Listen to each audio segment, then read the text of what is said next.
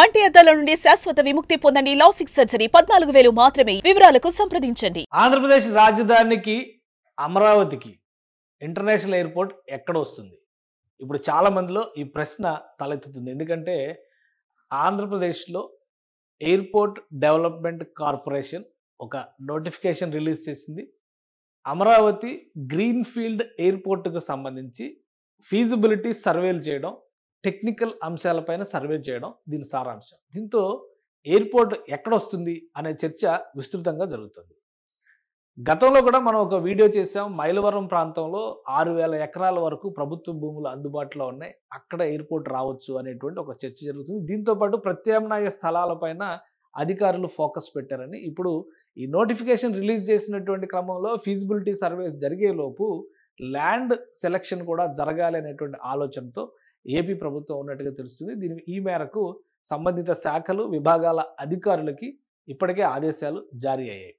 ఈ నేపథ్యంలో కొన్ని పాజిబుల్ ప్రదేశాలు అమరావతి చుట్టుపక్కల ఎయిర్పోర్ట్ నిర్మాణానికి సంబంధించి ఉన్నటువంటి అవకాశాలపైన అధ్యయనం జరుగుతున్నట్టుగా తెలిసింది. ఆ ప్రదేశాలు ఏంటి, ఆయా ప్రాంతాల్లో ప్రస్తుతం ఏముంది, ఏ అంశాలను దృష్టిలో పెట్టుకుని ఆ ప్రాంతాల్లో ఎయిర్పోర్ట్ వస్తే బాగుంటుంది అనేటువంటి మాటలు ప్రచారంలోకి వచ్చాయి. ఒకసారి విశ్లేషించేటువంటి ప్రయత్నం చేద్దాం. ఓవరాల్గా మనం చూసినప్పుడు ఆంధ్రప్రదేశ్ రాజధాని, దాని నైసర్గిక స్వరూపం, చుట్టుపక్కల ప్రదేశాలు ఇవన్నీ మనం ఒకసారి చూస్తే కనుక ఇక్కడ కనిపించేటువంటి పరిణామాలు అంటే ఓవరాల్గా ఒక 200 కిలోమీటర్ల రేడియస్ని పరిశీలించాల్సిన పరిస్థితి కనిపిస్తుంది.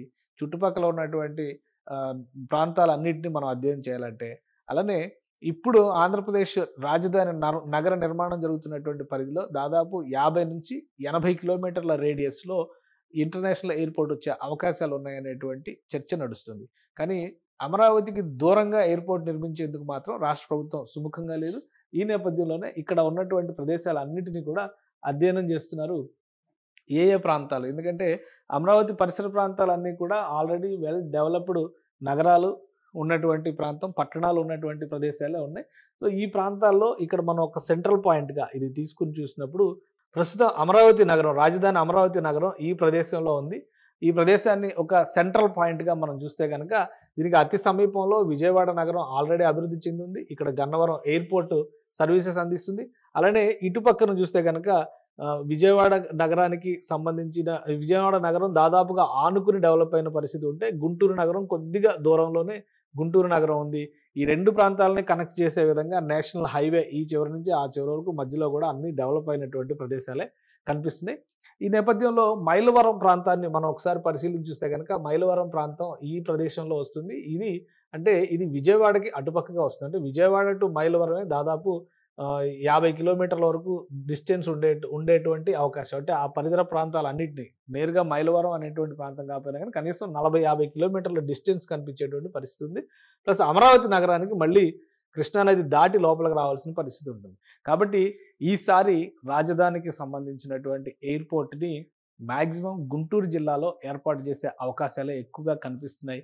దీనికోసం అమరావతి రింగ్ రోడ్డు ఏదైతే ఓఆర్ఆర్ పేరుతో ఒక ప్రతిపాదన చేశారో, ఓఆర్ఆర్కి చుట్టుపక్కల దాన్ని దృష్టిలో పెట్టుకొని, ఎందుకంటే ఓఆర్ఆర్ నిర్మాణం అంటూ జరిగితే ఈ చుట్టుపక్కల ప్రదేశాలన్నీ కూడా ఇలా వచ్చేటువంటి అవకాశం ఉంది. గుంటూరు నగరం కూడా ఈ పరిధిలోకి వచ్చేసేటువంటి పరిస్థితి ఉంది. కాబట్టి ఓఆర్ఆర్ పరిధిలో లేదా ఓఆర్ఆర్ శివారుల్లో ఉన్నటువంటి ప్రదేశాలని ఎంపిక చేసేటువంటి ప్రయత్నాలు జరుగుతున్నాయి. ఈ నేపథ్యంలో ఒక 2 ప్రదేశాలకు సంబంధించినటువంటి మోస్ట్ పాసిబుల్ అంశాలు, ఎందుకంటే ఇక్కడ భూసేకరణ అంటూ జరిగితే లబ్ధిదారులు అంటే ఎవరైతే భూ నిర్వాసితులు అవుతారో వాళ్ళకి పేమెంట్ చేయడం అనేది కూడా ప్రభుత్వానికి ఒక ప్రధానమైనటువంటి సమస్యగా మారుతుంది. భూ సమీకరణ విధానంలో చేస్తే అక్కడ ఉన్నటువంటి భూముల విలువ కోట్లలో ఉంటుంది. ఎందుకంటే ఇప్పటికే సాగుబడిలో ఉన్నటువంటి అనేక భూములు, అనేక ప్రాంతాలు ఈ ప్రదేశాల్లో ఉన్నాయి. కాబట్టి ఆ ధరలను కూడా దృష్టిలో పెట్టుకుని ప్రభుత్వం భూముల్ని అన్వేషిస్తున్నట్టుగా ఒక సమాచారం అందుతుంది. ఈ నేపథ్యంలో 2 పాజిబుల్ అంశాలు కనిపిస్తున్నాయి. అందులో ముఖ్యమైనది తాడికొండ పరిధిలోకి వచ్చేటువంటి ప్రాంతం. ఇంకొక విషయాన్ని ఇక్కడ మనం గమనించాల్సింది ఏంటంటే, అమరావతి అనగానే అమరావతి రింగ్ రోడ్డు గురించి మాత్రమే ఆలోచిస్తున్నాం. కానీ అనంతపురం అమరావతి ఎక్స్ప్రెస్ వే అనేది రాయలసీమని, ఆంధ్రప్రదేశ్ని కలిపేటువంటి ఒక కీలకమైనటువంటి ప్రదేశం కాబోతుంది. కాబట్టి ఆ అంశాన్ని దృష్టిలో పెట్టుకొని చూసినప్పుడు ఇటువైపు నుంచి అంటే రాయలసీమ వైపు నుంచి వచ్చేటువంటి ఈ హైవేని దృష్టిలో పెట్టుకుని కూడా ఇంటర్నేషనల్ ఎయిర్పోర్ట్కి ప్లానింగ్ చేయాల్సినటువంటి అవసరం ఉందని చెప్పని రాష్ట్ర ప్రభుత్వం భావిస్తుంది. ఈ క్రమంలోనే ఇటు తాడికొండ పరిసర ప్రాంతాల్లో ఉన్నటువంటి భూములపైన అధ్యయనం జరుగుతున్నట్టుగా తెలుస్తుంది. తాడికొండ పరిసర ప్రాంతాల్లో ఎటువంటి నిర్మాణానికి సంబంధించి ఇక్కడ మనం చూస్తున్నాం ఈ ప్రాంతంలో చాలా క్లియర్‌గా కనిపిస్తున్నాయి. 2 మార్గాలు, 2 ప్రత్యామ్నాయమైనటువంటి అంశాలు కనిపిస్తున్నాయి. ఈ ప్రదేశంలో ప్రభుత్వానికి సంబంధించినటువంటి భూములు కూడా అందుబాటులో పెద్ద ఎత్తున ఉన్నట్టుగా తెలుస్తుంది ఈ ప్రాంతంలో. సో, ఈ భూముల్ని సద్వినియోగం చేసుకోవడం, ప్రైవేటు భూముల్ని స్వాధీనం చేసుకోవడానికి ఉండేటువంటి పరిస్థితి. ఈ ప్రదేశాల్లో చూస్తే గనక ల్యాండ్‌తో పాటు వాటర్ అవైలబిలిటీ ఇటువంటి అంశాలన్నిటిని దృష్టిలో పెట్టుకొని చూస్తే కూడా అన్ని సానుకూల అంశాలే ఉన్నాయి. అలానే ఆ ప్రాంతాల్లో పొలాలకు సంబంధించినటువంటి రేట్లు కూడా కొంతవరకు తక్కువగానే ఉంటాయి మిగతా ప్రాంతంతో పోల్చి చూసినప్పుడు. ఇటు ప్రత్తిపాడు, గుంటూరు నగరానికి సంబంధించి సమీపంగా వచ్చేటువంటి ప్రదేశాలు ఇవన్నీ కూడా. కాబట్టి ఈ ప్రాంతంలో కనుక నిర్మాణానికి సంబంధించినటువంటి నిర్ణయాలు తీసుకుంటే ఇక్కడ తాడికొండకి, కంతేరుకి, బ్రహ్మంగారి మఠం ఈ 3 ప్రాంతాలకి మధ్యలో వచ్చేటువంటి ప్రదేశాల్లో భూములు అందుబాటులో ఉన్నాయనేటువంటి ఒక సమాచారం కూడా అందుతోంది. సో, ఆ రకంగా చూసినప్పుడు నేషనల్ హైవే ఏదైతే అమరావతి ఎక్స్‌ప్రెస్ వే అనేటువంటి పేరుతో రాయలసీమని అమరావతి ప్రాంతంతో కనెక్ట్ చేయాలో అనుకుంటున్నారో, ఆ ప్రాంతానికి ఇది సమీపానికి వచ్చేటువంటి అవకాశం ఉన్నటువంటి మార్గం అనేది కూడా ఒక విశ్లేషణ వినిపిస్తుంది. సో, ఈ 2 అంశాలను దృష్టిలో పెట్టుకొని ఇదొక మొదటి ప్రాధాన్యత అంశంగా మనం చూస్తే గనక మరొక రెండవ ప్రత్యామ్నాయంగా చూసేటువంటి అంశం కూడా ఇక్కడ కనిపిస్తుంది. అది ఈ నెమలికల్లు, లచ్చన్న గుడిపోడు ఈ ఊరు ప్రాంతాలకు సంబంధించి. ఎందుకంటే ఇవి కూడా చాలా ముఖ్యమైనటువంటి ప్రదేశాలు. ఈ లచ్చన్న గుడిపూడి అనేటువంటి ప్రదేశం కూడా ముఖ్యమైనటువంటిది. ఇది చూస్తే మనకి ఇక్కడ మొత్తం టోటల్ మ్యాప్ పరంగా చూస్తే పెద్దపరిమి నుంచి వచ్చేటువంటి రహదారి ఇక్కడంతా కూడా ఇది ప్రస్తుతం ఇలా ఉంది గానీ, ఈ ప్రదేశం అంతా కూడా మాస్టర్ ప్లాన్‌లో భాగంగా రహదారి వ్యవస్థలన్నీ కూడా ఇటువైపు కనెక్టివిటీ వచ్చేటువంటి రహదారి వ్యవస్థలు కనిపిస్తాయి. ఇది తాడికొండ ప్రదేశం అయితే లచ్చన్న గుడిపూడి అనేది ఈ ప్రాంతం. అంటే ఇక్కడ ఈ ప్రాంతాన్ని ఒకసారి మనం పరిశీలించి చూస్తే గనక ఈ లచ్చన్న గుడిపూడి దగ్గర నుంచి మోతడక వరకు ఉన్నటువంటి ఈ ప్రదేశంలో నెమలికల్లు, పాములపాడు ఇలా కొన్ని విలేజెస్ వస్తాయి. రావెల ఇవన్నీ కూడా ఒక దగ్గరగా వచ్చేటువంటి విలేజెస్. ఇక్కడ కూడా చిన్న చిన్న గ్రామాలు అయినప్పటికీ కూడా స్థలాల విషయంలో, పొలాల విషయంలో గానీ, స్థలాల విషయంలో గానీ, భూముల విషయంలో గానీ ఇక్కడ కూడా అవైలబిలిటీ బాగానే ఉండే అవకాశం ఉంది. ప్లస్ ఎక్కువ మందిని డిస్టర్బ్ చేసేటువంటి ఛాన్సెస్ ఉండవు అనేటువంటి సమాచారం అందుతుంది. అంటే ఇంకొక విషయం ఏంటంటే ఈ రహదారిని ఒకసారి మనం గమనించి చూస్తే కనుక ఒక్కసారి ఈ 2 ప్రదేశాలని ఒకసారి ఇలా చూస్తే ఇక్కడ కనిపించేటువంటి మరొక ఆసక్తికరమైనటువంటి విషయం, కామన్ పాయింట్ ఏంటంటే ఈ ప్రాంతానికి సంబంధించి ఒకవేళ నెమలికల్లు, మోతడక, ఈ ముక్కామల, లచ్చన్న గుడిపూడి మధ్యలో గనక ప్లాన్ చేస్తే ఇటు నుంచి వచ్చేటువంటి నేషనల్ హైవేకి దగ్గరగా ఉంటుంది. అలానే ఇక్కడ చూస్తే నెక్కల్లు పూర్తిగా రాజధానిలో ఉన్నటువంటి కర్లపూడి ఇవన్నీ కూడా రాజధానిలో ఉన్నటువంటి ప్రాంతాలు. ఇది అమరావతి రాజధాని ప్రాంతానికి కూడా ఇది అత్యంత సమీపంలో ఉండేటువంటి ప్రదేశం అవుతుంది. అలానే ఇక్కడ అమరావతి రోడ్డు అంటే ఇది పాత అమరావతి దేవాలయానికి సంబంధించినటువంటి రోడ్డు, గుంటూరు నుంచి అమరావతి వెళ్ళేటువంటి రహదారి ఇది. ఇది ఆల్రెడీ 200 అడుగుల విస్తీర్ణంతో ఉండేటువంటి రహదారిగా డెవలప్ చేస్తున్నారు. సో, ఇవన్నీ దృష్టిలో పెట్టుకొని చూసినప్పుడు ఈ ప్రదేశంలో దొరికేటువంటి భూముల ధరల విషయంలో కూడా, అలానే ఇటువైపు ఉన్నటువంటి తాడికొండ దగ్గర మనం చూసినటువంటి ప్రదేశంలో ఉండేటువంటి ధరల విషయంలో కూడా పెద్దగా తేడా ఉండేటువంటి అవకాశం ఉండదు. అలానే మొత్తం భూములన్నీ కూడా సమతులంగా ఉండేది. కానీ ఇటు పక్కన గమనించి చూస్తే కనుక ఇక్కడ మాత్రం కొంచెం చిన్న చిన్న కొండలు, గుట్టలు వచ్చేటువంటి అవకాశాలు ఉన్న ప్రాంతాలు ఉన్నాయి. ఎందుకంటే ఇటువైపు అనంతవరం గుట్ట మొత్తం కూడా ఈ ప్రాంతంలోనే వస్తుంది. ఈ నల్లకుర్లపాడు, పెద్దమద్దూరు ఇవన్నీ కూడా నెక్కల్లు ఇవన్నీ రాజధానిలోకి వచ్చేటువంటి గ్రామాలు, రాజధానికి అత్యంత సమీపంగా ఉండేటువంటి ప్రదేశం. అలానే ఇక్కడ అనంతవరం అంతా కూడా కొంత కొండలతో ఉన్నటువంటి ప్రదేశం కాబట్టి ఇక్కడ కొంచెం ఇబ్బంది ఉండవచ్చు. కానీ తాడికొండ దగ్గర అయితే పూర్తిగా ఇటువైపు తాడికొండ, బ్రహ్మంగారి మఠం మధ్యలో ఉండేటువంటి ప్రాంతాల్లో అయితే పూర్తిగా చదును భూమి ఉండేటువంటి అవకాశం ఉంది. నిర్మాణానికి కూడా ఇబ్బందులు పెద్దగా వచ్చేటువంటి ఛాన్సెస్ లేవు అనేటువంటి అభిప్రాయాలు ఉన్నాయి. ఇవన్నీ కూడా అక్కడ ఉన్నటువంటి ప్రాథమికమైనటువంటి సమాచారం ఆధారంగా చెప్తున్నటువంటి అంశాలు మాత్రమే. అయితే సాయిల్ టెస్ట్ విషయంలో కానీ టెక్నికల్గా ఎయిర్పోర్ట్ అథారిటీ అఫీషియల్స్ దీన్ని ప్రత్యేకంగా పర్యవేక్షిస్తారు. వాళ్ళు చూసి టెక్నికల్ ఫీజిబిలిటీస్ పైన క్లారిటీ ఇచ్చే వరకు దీనిపైన ఎవరు కూడా ఒక స్పష్టమైనటువంటి నిర్ణయాన్ని ప్రకటించడానికి అవకాశం ఉండదు. కాకపోతే ఇక్కడ అవైలబిలిటీ ఆఫ్ ల్యాండ్స్ విషయంలో చూస్తే కనుక ఈ ప్రదేశంలో కూడా దాదాపు ఒక 2000 ఎకరాల భూములు, ప్రభుత్వానికి సంబంధించినటువంటి భూములు ఉన్నట్టుగా ఒక సమాచారం ఉంది. ఈ 2 అంశాలని దృష్టిలో పెట్టుకొని చూసినప్పుడు ఓవరాల్గా ఈ ప్రాంతంలో మొత్తం మీద భూములకు సంబంధించినటువంటి సమస్య ఎక్కడా కూడా ఉండదు. అలానే ఇక్కడ 2 విషయాలు మనం గుర్తుపెట్టుకోవాల్సింది ఏంటంటే, మొత్తంగా రాజధాని ప్రాంతాన్ని కోస్తా ప్రాంతంతో మనం ఒకసారి చూసినప్పుడు ఈ ప్రదేశంలో ఉండేటువంటి అడ్వాంటేజ్, డిసడ్వాంటేజ్‌ని కూడా మనం దృష్టిలో పెట్టుకొని చూడాల్సి ఉంటుంది. ఇది ఓవరాల్‌గా మ్యాప్ ఇది అయినప్పుడు మొత్తం మీద మనం గమనించాల్సినటువంటి విషయం ఏంటంటే, సెంట్రల్లీ లొకేటెడా కాదా? యాక్సెసిబిలిటీ విషయంలో ప్రయాణాలకు సంబంధించి గాని, ప్రయాణికులు వచ్చేటువంటి అవకాశాలు ఎంతవరకు ఉన్నాయి? దీనిపైన కూడా అధ్యయనం చేసేటువంటి ఛాన్సెస్ ఉంటాయి. ఎందుకంటే ఈ అధ్యయనం చేసేటువంటి అధికారులందరూ కూడా ఒకటే స్పష్టంగా చెప్తారు. Economic feasibility already financial feasibility పైన కూడా లెటర్‌లో చాలా క్లియర్‌గా మెన్షన్ చేశారు. టెక్నికాలిటీస్, ప్రీ సర్వేకి సంబంధించినటువంటి అంశాలతో పాటు ఫైనాన్షియల్ ఫీజిబిలిటీని కూడా అంచనా వేయడానికి అవకాశం ఉంటుంది. ఇటువైపు ఏర్పాటు చేయడం వల్ల అంటే గుంటూరు నగరం నుంచి చూసినప్పుడు ప్రయాణికుల సంఖ్య పెద్ద సంఖ్యలో గుంటూరు నగరం ఆల్రెడీ వెల్ డెవలప్డ్ కాబట్టి అక్కడి నుంచి విమానయానం చేసేటువంటి వారి సంఖ్య ఖచ్చితంగా ఎక్కువగానే ఉంటుంది. అంటే ఇమీడియట్‌గా ఈ ప్రాంతంలో గనక విమానాశ్రయం వస్తే ఉదాహరణకి ఈ ప్రాంతంలో ఇది తాడికొండ ప్రదేశం ఇదైనా కావచ్చు, లేదా నెమలికల్లు ఈ ప్రాంతం ఈ 2 ప్రాంతాల్లో ఎక్కడొచ్చినా గానీ అమరావతి నగరానికి సంబంధించి ఇక్కడ యాక్సెసిబిలిటీ ఈజీ అవుతుంది. గుంటూరు నగరం నుంచి ఈజీ అవుతుంది.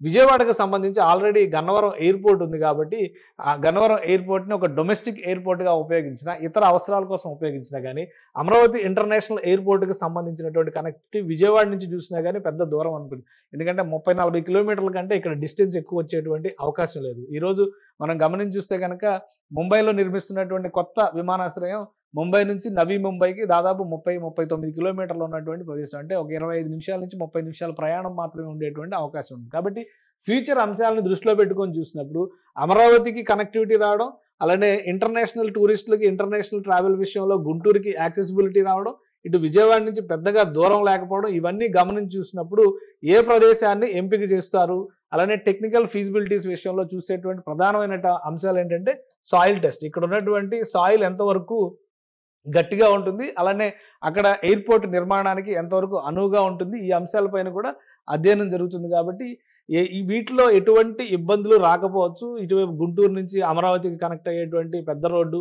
ఇక్కడ వచ్చేటువంటి రింగ్ రోడ్డు ఇవన్నీ కలుపుకొని చూసినప్పుడు ఇంటర్నేషనల్ ఎయిర్‌పోర్ట్ రింగ్ రోడ్డు కూడా అతి సమీపంలో ఉండేటువంటి అవకాశంలో ఉంటుంది. కాబట్టి గుంటూరు జిల్లాలో మాక్సిమం ఈ ఎయిర్‌పోర్ట్ నిర్మాణం అనేది గుంటూరు జిల్లాలో జరిగేటువంటి అవకాశం ఎక్కువగా కనిపిస్తుంది. అక్కడ ఉన్నటువంటి ప్రాథమికమైనటువంటి అధ్యయనాలను బట్టి చూస్తే కూడా భూములకు సంబంధించి కూడా 2, 3 అంశాలు ఇక్కడ కనిపిస్తున్నాయి. నెమలికల్లు ఇక్కడ ఈ 2 అంశాలని ప్రధానంగా ఈ 2 అంశాలను దృష్టిలో పెట్టుకొని చూసినప్పుడు గుంటూరు నగరం అనేది ఇక్కడ ఒక పెద్ద అడ్వాంటేజ్ అవుతుంది. కాబట్టి గుంటూరు జిల్లా వైపు నుంచి ఎక్కువ ఆలోచించేటువంటి అవకాశాలు కనిపిస్తున్నాయి. ఇంకొక ప్రాథమికమైనటువంటి అంశం మనం దృష్టిలో పెట్టుకోవాల్సింది అంటే నాగార్జున సాగర్ దగ్గర కూడా ఒక ఎయిర్‌పోర్ట్ నిర్మాణం చేయాలనేటువంటి ఆలోచన ఆంధ్రప్రదేశ్ ప్రభుత్వం చేస్తుంది. ఇది మట్టపల్లి దగ్గర ఉన్నటువంటి ప్రదేశాన్ని మనం ఒక పాయింట్ కింద మనం చూస్తే కనుక ఈ ప్రాంతానికి కూడా డిస్టెన్స్ చాలా ఎక్కువ కనిపిస్తుంది. కనీసం 70-80 కిలోమీటర్ల డిస్టెన్స్ కనిపించేటువంటి అవకాశం ఉంది. అదే ఈ ప్రాంతాన్ని కాకుండా ఒకవేళ ఇప్పుడు చెప్పినటువంటి ముఖ్యంగా పల్నాడు జిల్లా పరిధిలోకి వచ్చేటువంటి కొన్ని ప్రదేశాలపైన కూడా అధ్యయనం జరుగుతుంది. కృష్ణా నదికి దగ్గరగా ఉండే విధంగా కనుక ఈ ప్రాంతంలో నిర్మాణం జరిగితే కనుక డిస్టెన్స్ కొంత మళ్ళీ తగ్గేటువంటి అవకాశం ఉంటుంది. కాబట్టి టెక్నికల్‌గా నాగార్జున సాగర్ ఎయిర్‌పోర్ట్ ఫీజిబిలిటీకి సంబంధించి కూడా ఆటంకాలు ఉండకపోవచ్చు. ఎందుకంటే అంతర్జాతీయ విమానాశ్రయం ఉన్నప్పుడు కనీసం 150 కిలోమీటర్ల నుంచి 200 కిలోమీటర్ల పరిధిలో మరొక ఎయిర్‌పోర్ట్‌ని ఎంకరేజ్ చేసేటువంటి అవకాశాలు చాలా తక్కువగా ఉంటాయి. సో ఈ అంశాలన్నింటినీ దృష్టిలో పెట్టుకొని చూసినప్పుడు అమరావతికి ఒక ప్రత్యేకమైనటువంటి ఎంటిటీ ఇవ్వాలి. ఇంటర్నేషనల్ సిటీగా డెవలప్ చేసేటువంటి క్రమంలో ఇంటర్నేషనల్ హోదా కలిగినటువంటి ఒక ఎయిర్‌పోర్ట్ రావాలి. అలానే స్థానికంగా ఉన్నటువంటి అవసరాలు, టెక్నికల్ పాయింట్స్‌ని దృష్టిలో పెట్టుకొని చూసినప్పుడు ఎటువంటి ఫైనాన్షియల్ ఫీజిబిలిటీ ఉంటుంది. ఇది కూడా చాలా ముఖ్యమైనటువంటి అంశం. అందుకని Andhra Pradesh airports developments corporation release చేసినటువంటి లెటర్‌లో ఈ ఫీజిబిలిటీ సర్వేస్ అన్నిటిని కూడా ఇన్కార్పొరేట్ చేశారు. బహుశా ఈ నెల 21వ తారీఖు వరకు దాని కన్సల్టెంట్ నియామకానికి సంబంధించినటువంటి టెండర్లని కాల్ ఫర్ చేశారు. దానికి అటెండ్ అయిన వాళ్ళలో ఫైనలిస్టులు ఎవరొస్తారు, వాళ్ళు ఇవ్వబోయేటువంటి పాసిబిలిటీస్, ప్రాబబిలిటీస్ ఏ విధంగా ఉంటాయి, అమరావతి నగర నిర్మాణానికి సంబంధించినటువంటి ఫ్యూచర్‌ని ఎందుకంటే ఈ రోజు ఉన్నటువంటి స్థితిగతులను బట్టి ఇంటర్నేషనల్ ఎయిర్‌పోర్ట్‌కి ప్లాన్ చేసేటువంటి అవకాశం లేదు.